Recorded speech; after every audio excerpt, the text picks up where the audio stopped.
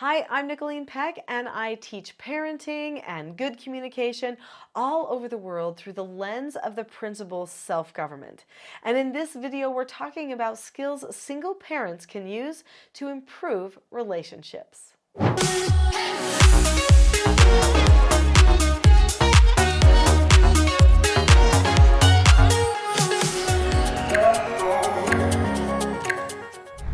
Do you want to improve your relationships with your children? Well, you're not alone. Relationships are the most important thing that we develop when we are training and teaching and parenting our children. In fact, it is that bond that we develop that holds everything together. So in this video, we're going to be talking about that bond and that relationship, some key things you can do to strengthen it, and then some skills you can use in your parenting to make it so that the parenting does not damage that bond too.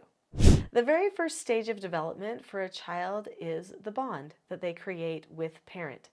That is number one. Once the bond is established and they have identified, this is my parent. This is the person that I can go to. This is the person I can trust. This person cares about me and loves me and will help me through all of my problems. Once they have established that, then you are in the position of trust to do all of the rest of the training for that child. Every person needs that one person that they can trust, that one person that they feel like always is there for them. Now, a child just naturally bonds to the people who take care of them first in life. In fact, sometimes there are circumstances that happen where a mother or a father is not allowed to have bonding opportunities with a newborn child, and that child always struggles a little bit with the bond with that parent. Maybe the parent was emotionally distant during those first little years of the child's life, or maybe the child had to be removed from the parent for a particular reason. It always is difficult to repair that type of a damaged bond once it occurs, because the child will usually have given that bond to another person. This is why the ideal adoption time for a child is when the child is a baby, so that the child can develop those healthy bonds with a new parent so that they get their full bonding and connection opportunity for their development and upbringing. So connection and relationship is important. It's one of the first things that we do. All of the teaching that we try to instill to our children comes in through that relationship and that bond. Now, at first, they're going to trust us no matter what, even if we behave improperly. But over time, if we show to our children that we cannot be trusted in our parenting because we are selfishly motivated in our parenting, then the child's bond with us and that relationship ends up damaged. And it is very easy for outside sources to come in and to make the child suspect of our parenting. This happens all the time with pop culture, social media, giving messages to children that if their parents are angry, that the child cannot trust the parent, or the parent is a bad parent, and they bring the roles into confusion in the families and end up hurting the bond because they end up hurting that attachment and that feeling of trust that the child has with their parent or should naturally have.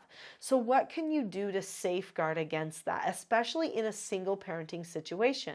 When you're in a single parenting situation, there could be another parent who is trying to attack your bond or your relationship that you have with the child on a regular basis. I hope you're not dealing with that circumstance, but it can be. And if you are dealing with a circumstance like that, let me know in the comments. I know there are many things that single parents are dealing with. If you leave me comments about what's going on with your relationship, then I can probably help you even more, because I may not be able to get to everything in this one little video. I know that single parents struggle a little bit more with their bond because sometimes they only get to see the child on a weekend, or maybe it's even only a couple of weeks out of a year because they live so far apart from where the child lives full time. that can be very difficult. So I highly recommend having a deliberate conversation with your child. Make sure that you open the conversation up about what type of a relationship they want to have with you. Let them know that you're thinking about that, you're caring about that, and you're trying to do something about it. This instills a little bit more trust and confidence in you. So this book here, Roles: The Secret to Family, Business, and Social Success, is actually a story about a family, the Justice family. And they have a difficult time bonding with and connecting with their children. Their children are constantly pushing away from them, and that's because the roles aren't in the right place. So in this story, you see how the parents learn about roles and the children learn about roles and what happens to their family dynamic and their relationships because they grasp the concept of roles and why they need each other in the family. When I say roles, I don't mean who takes out the trash. Anyone can do that. That's just a simple responsibility. I'm talking about who you really are to each other. The parents have a way of having a conversation with the children so that they grasp the concept of roles. So read this book either alone and then do what those parents did with their children, with your child, or maybe even read the book with your child and have a good, productive conversation about it. So what are some teaching self-government things that you can do to help heal these relationships or get them on the right track? Well, number one is have deliberate conversation, like I mentioned. Talk about what you want your relationship to be like in the future. Dream 5 years down the road. Maybe even create what I call a 20-year vision. So in my TSG parenting course, I talk about creating a 20-year vision as one of the first things that you can do for your family to prepare your children to want a better relationship with you. But then after that, they need skills for success.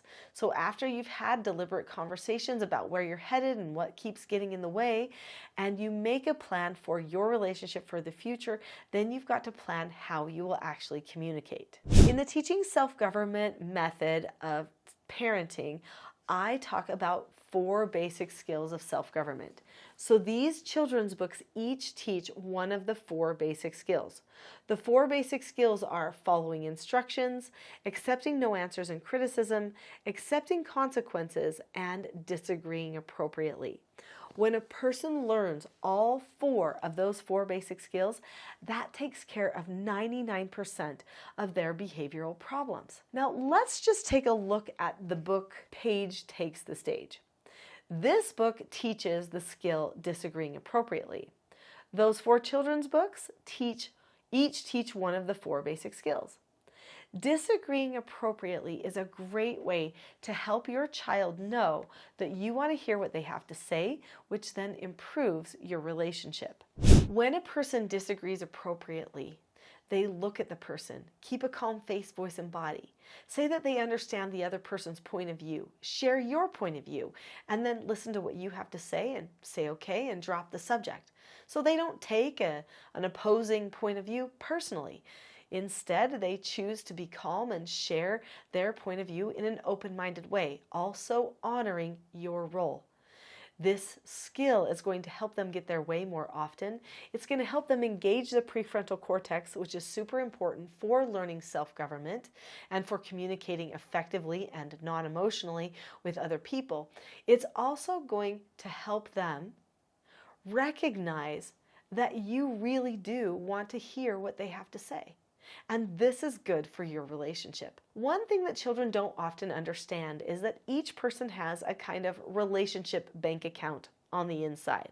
Every time a child follows an instruction from a parent, that's like depositing into the parent's relationship bank account. So it's as if the parent has a bank account inside their heart or their chest and it deposits in there.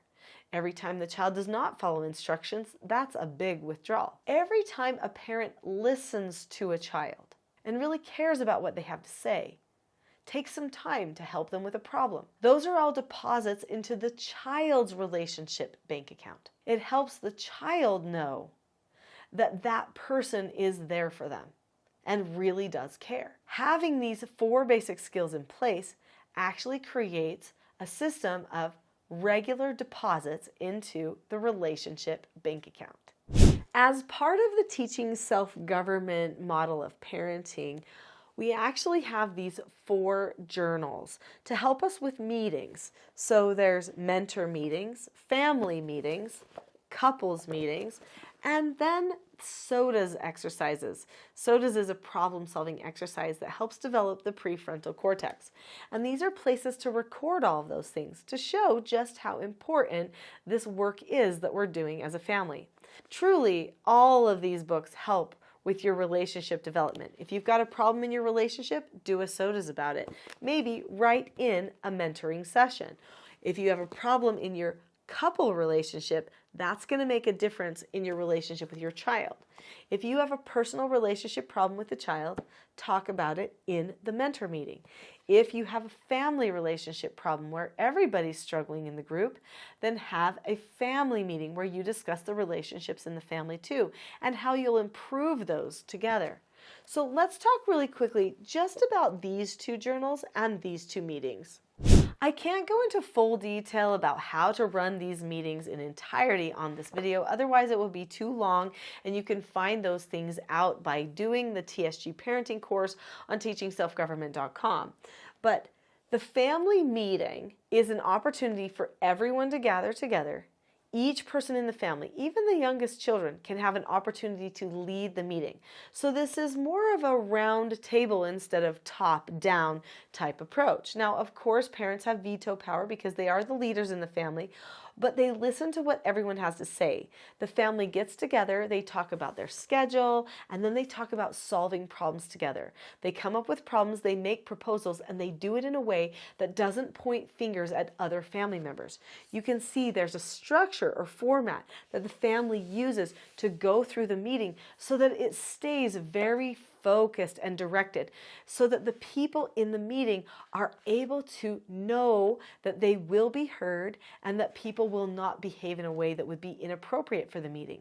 So it keeps everything orderly, which then improves the relationships while they're discussing problems. The mentor meeting is a time where one child meets with either one parent or both parents together. In the mentor meeting, the parent talks with the child about 4 areas of development: personal development, social development, academic development, and spiritual development. They plan things in their schedule. They answer questions like, what is your fun goal for the week? Or what was your exciting news from last week? They talk about friends. They talk about the family relationships, and they make plans for the family relationships. This meeting gives the child and the parent an opportunity to discuss how the child is developing. Relationships are a key part of child development and should be deliberately discussed. If there is one mistake parents make when they are trying to improve relationships with their children, it is that they try to do it by accident.